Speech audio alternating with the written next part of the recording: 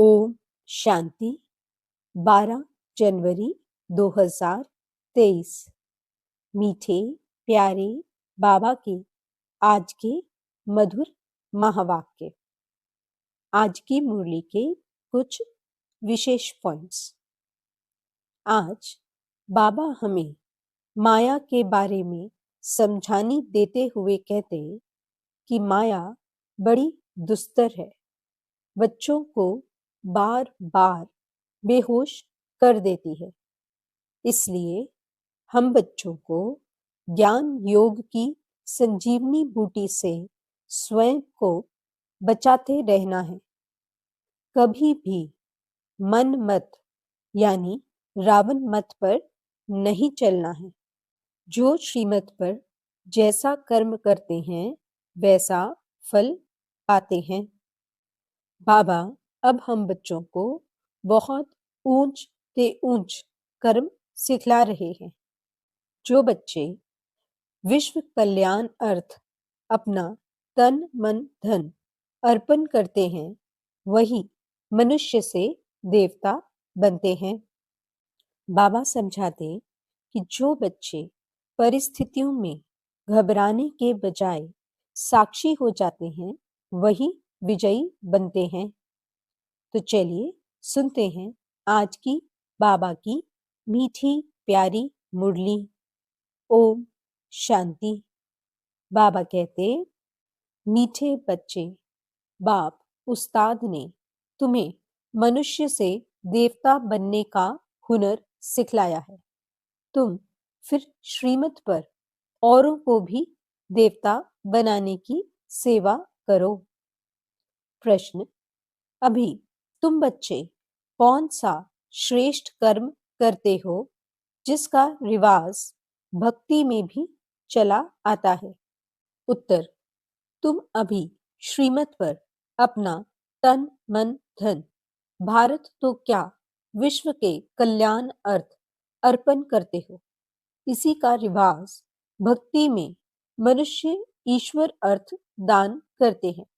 उन्हें फिर उसके बदले दूसरे जन्म में राजाई घर में जन्म मिलता है और तुम बच्चे संगम पर बाप के मददगार बनते हो तो मनुष्य से देवता बन जाते हो। गीत, तूने रात गंवाई सोए के। ओम शांति। बाप बच्चों को समझाते हैं। जब बच्चे समझते हैं तब फिर औरों को समझाते हैं। नहीं समझते तो औरों को समझा नहीं सकते। अगर खुद समझते औरों को समझा नहीं सकते तो गोया कुछ भी नहीं समझते। कोई हुनर सीखता है तो उसको फैलाता है। यह हुनर तो बाप उस्ताद से सीखा जाता है कि मनुष्य से देवता कैसे बनाया जाए। देवताएं जिनके चित्र भी हैं मनुष्य को देवता बनाते हैं तो गोया वह देवता अभी नहीं है। देवताओं के गुण गाए जाते हैं, सर्वगुण संपन्न। ये कोई मनुष्य के तो ऐसे गुण नहीं गाए जाते। मनुष्य मंदिरों में जाकर देवताओं के गुण गाते हैं। भल पवित्र तो सन्यासी भी हैं, परंतु मनुष्य उन्हों के ऐसे गुण नहीं गाते। वह सन्यासी तो शास्त्र आदि भी सुनाते हैं, देवताओं ने तो कुछ नहीं सुनाया है। वह तो प्रारब्ध भोगते हैं। अगले जन्म में पुरुषार्थ कर मनुष्य से देवता बने थे। अभी कोई में भी देवताओं जैसे गुण नहीं है। जहां गुण नहीं वहां जरूर अवगुण है। सतयुग में इसी भारत में यथा राजा रानी तथा प्रजा सर्वगुण संपन्न थे। उनमें सभी गुण थे। उन देवताओं के ही गुण गाए जाते हैं। उस समय और धर्म थे नहीं, गुण वाले देवताएं थे सतयुग में और अवगुण वाले मनुष्य हैं कलयुग में। अब ऐसे अवगुण वाले मनुष्य को देवता कौन बनावे? गाया भी हुआ है, मनुष्य से देवता। ये महिमा तो है परम पिता परमात्मा की। है तो देवताएं भी मनुष्य, परंतु उनमें गुण है, उनमें अवगुण है। गुण प्राप्त होते हैं बाप से, जिसको सतगुरु भी कहते हैं। अवगुण प्राप्त होते हैं माया रावण से। इतने गुणवान फिर अवगुणी कैसे बनते हैं? सर्वगुण संपन्न और फिर सर्व अवगुण संपन्न कौन बनाते हैं? ये तुम बच्चे जानते हो, गाते भी हैं। मुझ निर्गुण हारे में कोई गुण नहीं। देवताओं के कितने गुण गाते हैं, इस समय तो वह गुण किसी में नहीं है। खान पान आदि कितना गंदा है।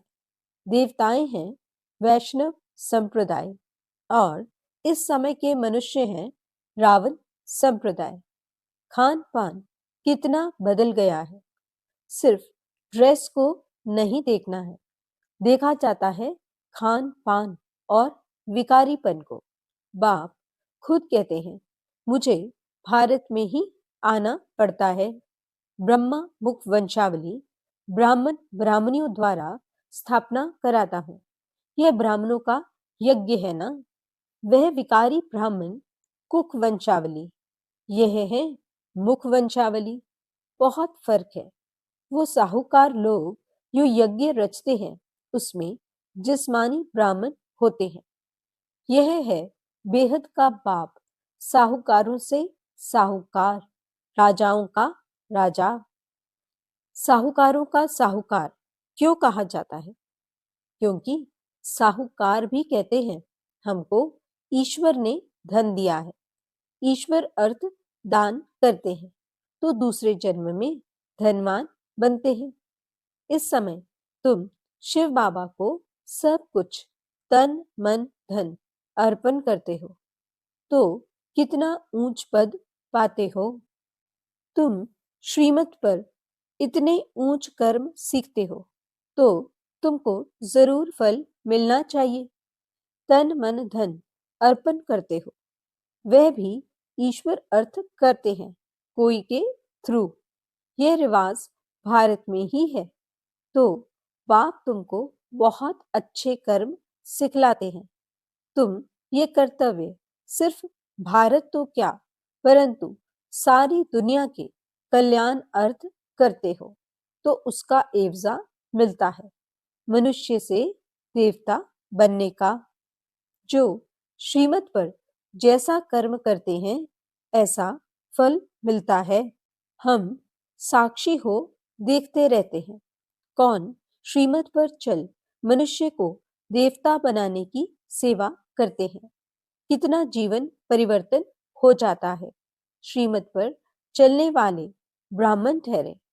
बाप कहते हैं ब्राह्मणों द्वारा शूद्रों को बैठ राजयोग सिखलाता हूं। 5000 वर्ष की बात है। भारत में ही देवी देवताओं का राज्य था। चित्र दिखाने चाहिए, चित्रों बिगर समझेंगे पता नहीं ये कौन सा नया धर्म है जो शायद विलायत से आता है। चित्र दिखाने से समझेंगे ये देवताओं को मानते हैं तो समझाना है कि श्री नारायण के अंतिम 84वें जन्म में परम पिता परमात्मा ने प्रवेश किया है और राजयोग सिखला रहे हैं। ये उनके 84वें जन्म का भी अंत है। जो सूर्यवंशी देवता थे उन सभी को आकर फिर से राजयोग सीखना है। ड्रामा अनुसार पुरुषार्थ भी जरूर करेंगे। तुम बच्चे अभी सम्मुख सुन रहे हो और बच्चे फिर इस टेप द्वारा सुनेंगे तो समझेंगे। हम भी माता पिता के साथ फिर 100 देवता बन रहे हैं। इस समय 84वें जन्म में पूरे बेगर जरूर बनना है। आत्मा बाप को सब कुछ सरेंडर करती है। यह शरीर ही अश्व है जो स्वाहा होता है। आत्मा खुद बोलती है हम बाप के बने हैं, दूसरा ना कोई। मैं आत्मा इस जीव द्वारा परम पिता परमात्मा के डायरेक्शन अनुसार सेवा कर रहा हूँ। बाप कहते हैं योग भी सिखाओ और सृष्टि चक्र कैसे फिरता है वह भी समझाओ। जिसने सारा चक्र पास किया होगा वह इन बातों को झट समझेंगे। जो इस चक्र में आने वाला नहीं होगा वह ठहरेगा नहीं। ऐसे नहीं सारी सृष्टि आएगी, इसमें भी प्रजा ढेर आएगी। राजा रानी तो एक होता है ना। जैसे लक्ष्मी नारायण एक गाया जाता है, राम सीता एक गाया जाता है, प्रिंस प्रिंसेस तो और भी होंगे, मुख्य तो एक होगा ना। तो ऐसा राजा रानी बनने के लिए बहुत मेहनत करनी है। साक्षी हो देखने से पता पड़ता है यह साहूकार राजाई कुल का है या गरीब कुल का है। कोई माया से कैसे हारते हैं जो भागंती भी हो जाते हैं। माया एकदम कच्चा खा जाती है। इसलिए बाबा पूछते हैं राजी खुशी हो, माया के थप्पड़ से बेहोश व बीमार तो नहीं पड़ते हो। ऐसे कोई बीमार हो पड़ते हैं, फिर बच्चे उनके पास जाते हैं, ज्ञान योग की संजीवनी बूटी देकर सुरजीत कर देते हैं। ज्ञान और योग में न रहने कारण माया एकदम कला काया चट कर देती है। श्रीमत छोड़ मनमत पर चल पड़ते हैं। माया एकदम बेहोश कर देती है। वास्तव में संजीवनी बूटी यह ज्ञान की है। इससे माया की बेहोशी उतर जाती है। यह बातें सभी इस समय की हैं। सीताएं भी तुम हो। राम आकर माया रावण से तुमको छुड़ाते हैं, जैसे बच्चों को सिंध में छुड़ाया। रावण लोग फिर चुरा ले जाते थे। अभी तुमको फिर माया के चंबे से सबको छुड़ाना है। बाबा को तो तरस पड़ता है। देखते हैं कैसे माया थप्पड़ लगाए बच्चों की बुद्धि ही एकदम फिरा देती है। राम से बुद्धि फेर रावण की तरफ कर देती है। जैसे एक खिलौना होता है, एक तरफ राम एक तरफ रावण। इसको कहा जाता है आश्चर्यवत बाप का बनंती फिर रावण का बनंती। माया बड़ी दुस्तर है। चूहे मुआफिक काट कर खाना खराब कर देती है। इसलिए श्रीमत कभी छोड़नी नहीं है। कठिन चढ़ाई है ना। अपनी मत माना रावण की मत। उस पर चले तो बहुत गुटखा खाएंगे। बहुत बदनामी कराते हैं। ऐसे सभी सेंटर्स पर हैं। नुकसान फिर भी अपना करते हैं। सर्विस करने वाले रूप बसंत छिपे नहीं रहते। दैवी राजधानी स्थापन हो रही है। इसमें सभी अपना अपना पार्ट जरूर बजाएंगे। दौड़ी लगाएंगे तो अपना कल्याण करेंगे। कल्याण भी एकदम स्वर्ग का मालिक। जैसे माँ बाप तख्त नशीन होते हैं तो बच्चों को भी होना है। बाप को फॉलो करना है, नहीं तो अपना पद कम कर देंगे। बाबा ने ये चित्र कोई रखने लिए नहीं बनाए हैं। इनसे बहुत सर्विस करनी है। बड़े बड़े साहूकार लोग लक्ष्मी नारायण का मंदिर बनवाते हैं, परंतु ये किसको पता नहीं है कि ये कब आए, इन्होंने भारत को कैसे सुखी बनाया, जो सभी उन्हों को याद करते हैं।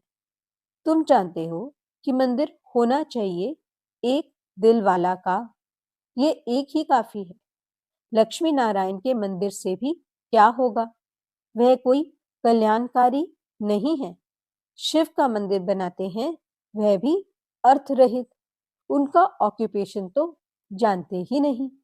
मंदिर बनावे ऑक्यूपेशन को न जाने तो क्या कहेंगे।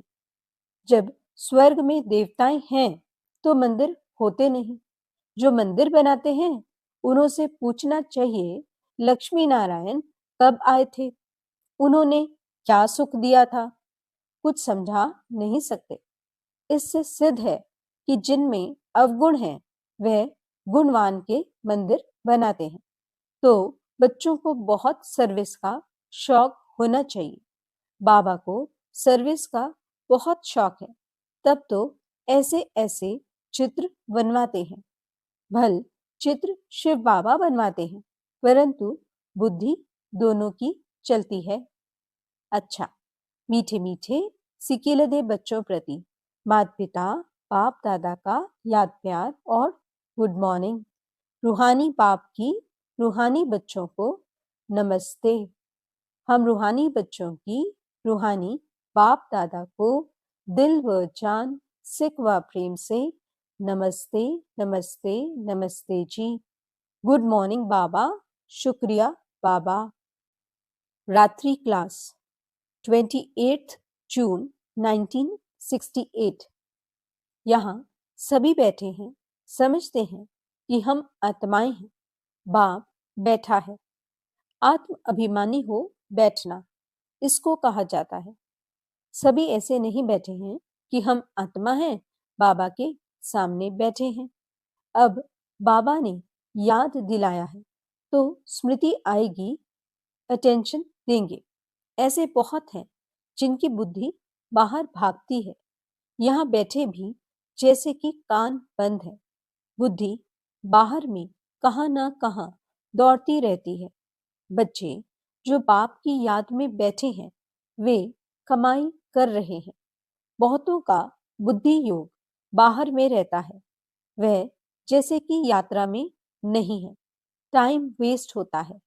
बाप को देखने से भी बाबा याद पड़ेगा। नंबरवार पुरुषार्थ अनुसार तो है ही, कोई कोई को पक्की आदत पड़ जाती है। हम आत्मा हैं, शरीर नहीं है। बाप नॉलेजफुल है तो बच्चों को भी नॉलेज आ जाती है। अभी वापस जाना है, चक्र पूरा होता है। अभी पुरुषार्थ करना है। बहुत गई, थोड़ी रही। इम्तिहान के दिनों में फिर बहुत पुरुषार्थ करने लग पड़ेंगे। समझेंगे अगर हम पुरुषार्थ नहीं करेंगे तो नापास हो जाएंगे, पद भी बहुत कम हो जाएगा। बच्चों का पुरुषार्थ तो चलता ही रहता है। देह अभिमान कारण विकर्म होंगे, इसका 100 गुना दंड हो जाएगा, क्योंकि हमारी निंदा कराते हैं। ऐसा कर्म नहीं करना चाहिए जो बाप का नाम बदनाम हो। इसलिए गाते हैं, सदगुरु के निंदक ठौर न पावे। ठौर माना बादशाही। पढ़ाने वाला भी बाप है, और कहाँ भी सत्संग में एम ऑब्जेक्ट नहीं है। यह है हमारा राज योग। और कोई ऐसे मुख से कुछ कह न सके कि हम राजयोग सिखलाते हैं। वह तो समझते हैं शांति में ही सुख है। वहां तो न दुख न सुख की बात है, शांति ही शांति है। फिर समझा जाता है इनकी तकदीर में कम है। सभी से तकदीर ऊंची उनकी है जो पहले से पाठ बजाते हैं। वहां उनको ये ज्ञान नहीं रहता, वहां संकल्प ही नहीं चलेगा। बच्चे जानते हैं हम सभी अवतार लेते हैं, भिन्न भिन्न नाम रूप में आते हैं। ये ड्रामा है ना। हम आत्माएं शरीर धारण कर इसमें पाठ बजाती हैं। वह सारा राज बाप बैठ समझाते हैं। तुम बच्चों को अंदर में अतीन्द्रिय सुख रहता है, अंदर में खुशी रहती है। कहेंगे यह देही अभिमानी है। बाप समझाते भी हैं, तुम स्टूडेंट हो, जानते हो हम देवता स्वर्ग के मालिक बनने वाले हैं। सिर्फ देवता भी नहीं, हम विश्व के मालिक बनने वाले हैं। यह अवस्था स्थायी तब रहेगी जब कर्मातीत अवस्था होगी। ड्रामा प्लान अनुसार होनी है जरूर। तुम समझते हो हम ईश्वरीय परिवार में हैं। स्वर्ग की बादशाही मिलनी है जरूर। जो जास्ती सर्विस करते हैं बहुतों का कल्याण करते हैं तो जरूर ऊंच पद मिलेगा। बाबा ने समझाया है। यह योग की बैठक यहाँ हो सकती है, बाहर सेंटर पर ऐसे नहीं हो सकती है। 4 बजे आना, निष्ठा में बैठना वहां कैसे हो सकता है? नहीं, सेंटर में रहने वाले भल बैठे, बाहर वाले को भूले चूके भी कहना नहीं है। समय ऐसा नहीं है। यह यहाँ ठीक है, घर में ही बैठे हैं, वहां तो बाहर से आना पड़ता है। यह सिर्फ यहाँ के लिए है। बुद्धि में ज्ञान धारण होना चाहिए। हम आत्मा हैं, उनका यह अकाल तख्त है। टेव यानी आदत पड़ जानी चाहिए।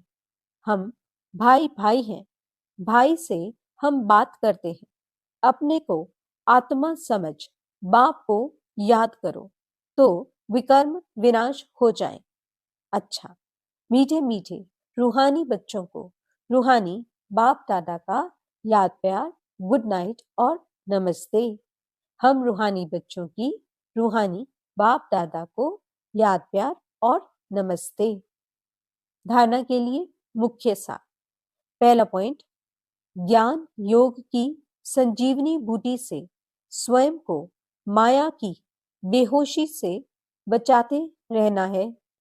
मनमत पर कभी नहीं चलना है। दूसरा पॉइंट, रूप बसंत बन सर्विस करनी है।